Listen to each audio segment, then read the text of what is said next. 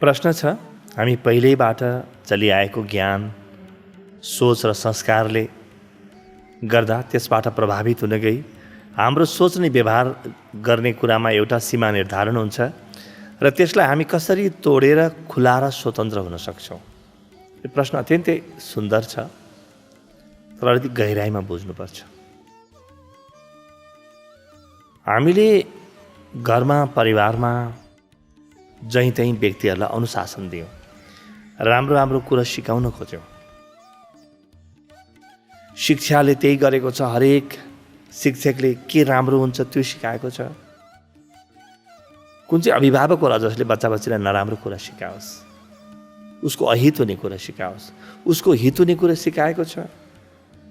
पत्रपत्रिकाहरूमा, यी सञ्चार माध्यमहरूमा पनि विभिन्न कुराहरू आएका छन्। चारैतिरबाट राम्रै हुन्छ भनेर नै गरे हो यो, तर व्यक्ति चाहिँ कस्तो बनिरहेको छ हेर्नुहोस् त। जति बढी ज्ञान उति व्यक्ति बाधिएको मसिन जस्तो भएको छ र खुला स्वतन्त्र रूपले सोच्नै नसक्ने भएको छ व्यक्ति। त्यो स्वतन्त्रताको खुला आकाश के हो, त्यो सृजनशीलता, क्रिएटिभिटी के हो, त्यो व्यक्तिलाई थाहै नहुने भएको छ। किन यस्तो होला त?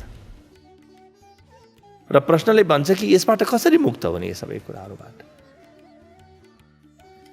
हेर्नुहोस्, सानो उमेरमा जब बच्चा-बच्चीहरू केही गर्न खोज्छन् त्यतिखेर के राम्रो हो, के नराम्रो हो सिकाउनु जरुरी छ। परिवारले दिने ज्ञान, समाजले दिने ज्ञान, विद्यालयहरूले दिने ज्ञान आवश्यक छ, अनिवार्य छ। त्यो नभए त बच्चाले सामान्य कुरो नै सिक्दैन। कसरी खाने, कसरी लाउने, कसरी हिँड्ने, कसरी बोल्ने, कसरी व्यवहार गर्ने। सानो सानो कुरामा पनि दुःख पाउँछ। ऊ एक्लै आफूसँग पनि दुःख पाइरहेको हुन्छ र समाजसँग घुलमिल गरेर बस्न पनि जान्दैन, या प्रगति गर्न पनि सिक्दैन, आफूलाई खोज्न पनि सिक्दैन। त्यस कारणले बाल्यावस्थामा उसलाई सुसंस्कृत गर्न खोज्ने, सुसभ्य बनाउन खोज्ने यी जति पनि प्रयासहरू छन्, यी सराहनीय प्रयास हुन्। विद्यालयले, महाविद्यालयले दिने ज्ञानहरू पनि केही हदसम्म अनिवार्य हो। तर जस्तो कि मनोविज्ञानले भन्छ 3 वर्षसम्मको बच्चा जे पाए पनि उसले स्वीकार गर्न सक्छ, त्यसमाथि प्रश्न नै गर्न जान्दैन। तपाईले एउटा चित्र देखाएर भन्नुभयो यो हनुमानजी हुन्, हनुमानजी भनेर स्वीकार गरे, उसले अस्वीकार गर्नै जान्दैन। उसको ऊ भावमा हुन्छ। 3 वर्षसम्मको बच्चा। तपाईले भन्नुभयो कि भगवान भनेको यस्तो हुन्छन्, भगवान भनेको चाहिँ 4 हात, 4वटा हात, 4वटा खुट्टा भएका हुन्छन् भन्नुभयो, त्यही स्वीकार गरिदिन्छ। तपाईले भन्नुभयो भगवान हुँदैनन्, त्यही स्वीकार गरिदिन्छ। तपाईले भन्नुभयो यहाँका मान्छेहरू बडो दुःखदायी छन्, बडो यिनले दुःख दिन्छन्, हामीलाई बचेर बस्नुपर्छ, उसले त्यही बुझ्छ। त्यो बच्चाले ऊ कोरा कागज जस्तो हुन्छ, उसमा जे लेख्यो त्यही लेखिन्छ। उसले आफ्नो मैले जानेको कुरा यही हो भन्न ठान्छ। हरेक बच्चाले यो मेरो ज्ञान हो भन्छ, तर उसको ज्ञान कसरी हुन्छ? यो त समाजले दिएको ज्ञान हो। ओ म यति जान्ने भएँ भन्छ। पश्चिमका मुलुकहरूमा एउटा भनाइ बडो प्रचलित छ, give me a child of 3 and I'll make him a Christian. 3 वर्षसम्मको बच्चा मलाई दिनुभयो भने म उसलाई म इसाई बनाउँछु, अथवा उसलाई म हिन्दू बनाउँछु, बौद्ध बनाउँछु। अनि अगाडि के भन्छन् भने give me a child of 7, I'll try to make him a Christian. But if you give me a child after that, it's almost impossible for me. किनभने पहिलो 2 वर्ष त ऊ बिना केही स्वीकार गर्छ, त्यसपछि अर्को 1 वर्ष, 3 वर्ष, 3 वर्ष करिब त्यो व्यक्ति, त्यो बच्चाको ऊ तन्द्रामै हुन्छ। करिब 3 वर्षसम्मको उमेरसम्म त्यो बालक तन्द्रामै हुन्छ, 18-20 घण्टा सुत्छ। त्यसपछि 6 वा करिब 7 वर्षको उमेरसम्म अलिकति बढी सक्रिय हुन्छ, तर पनि ऊ भित्रबाट स्वीकार भावले चाहिँ भरिएको हुन्छ। जे गरे पनि ऊ स्वीकार गर्छ, केही पनि कुरालाई विरोध गर्दैन उसले। तपाईँले सानो एउटा खेलौना दिनुभयो र यो गाडी भन्नुभयो भने त्यसैमा चढेर हिँड्छ ऊ। तपाईँले हातमा केही कुरा दिनुभयो,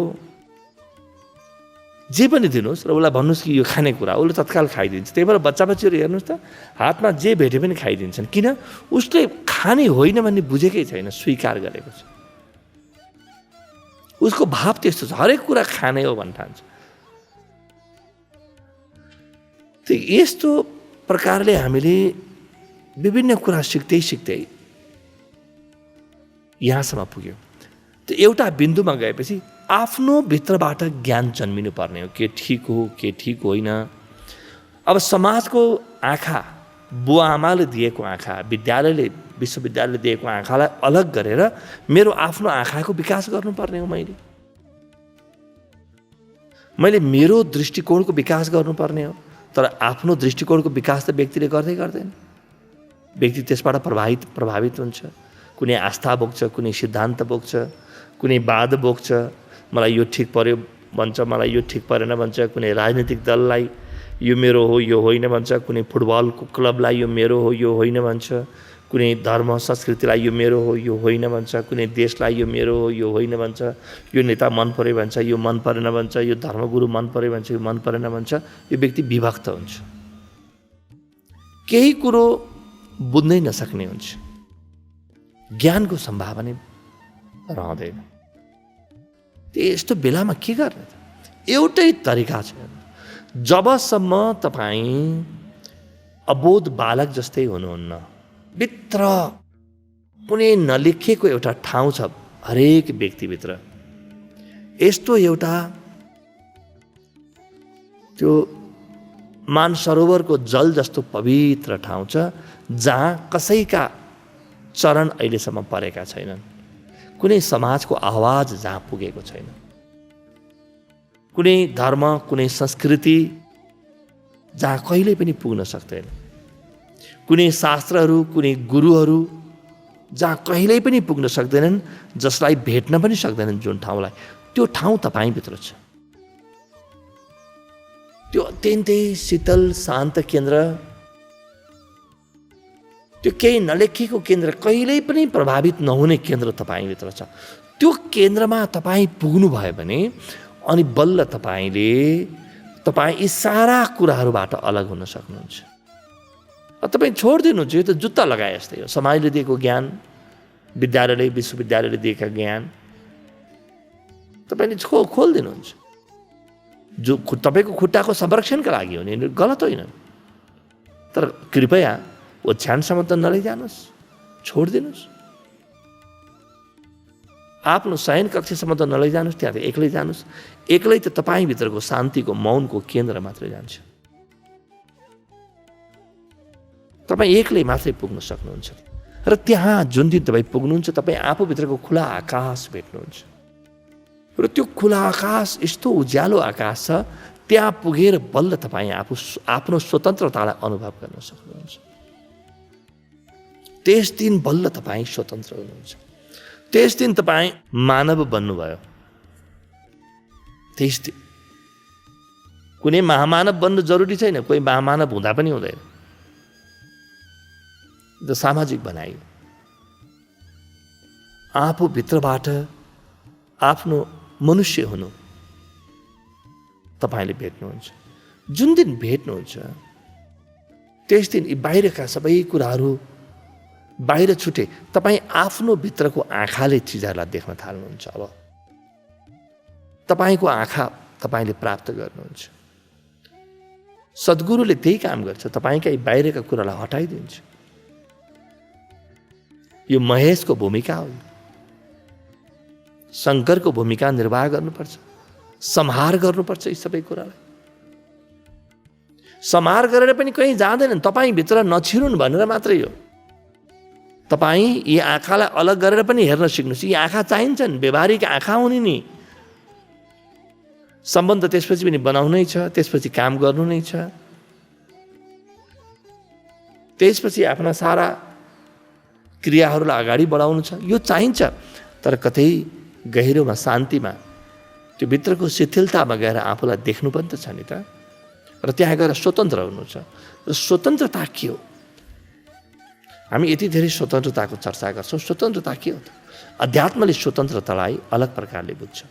स्वतन्त्रता के हो भने मलाई कस्तो विचार चाहिन्छ त्यस्तै विचार गर्न स्वतन्त्रतालाई परम स्वतन्त्रता भनिन्छ।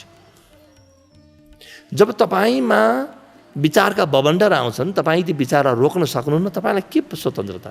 तपाईँ राजनीतिक रूपमा स्वतन्त्र होला, तपाईँलाई वाक स्वतन्त्रता होला, तपाईँलाई चाहिँ हिडडुलमा स्वतन्त्रता होला, त्यो स्वतन्त्रता बाहिरी स्वतन्त्रता हो।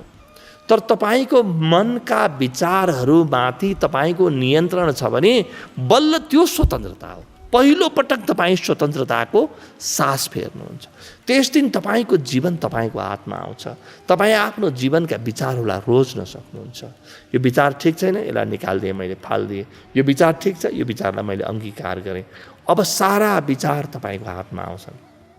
र जुन दिन विचार तपाईँको हातमा आउँछ नि, त्यस दिन तपाईँ पुरै जीवन तपाईँको हातमा आउँछ। र त्यसै दिन तपाईँ परम स्वतन्त्र हुनुहुन्छ।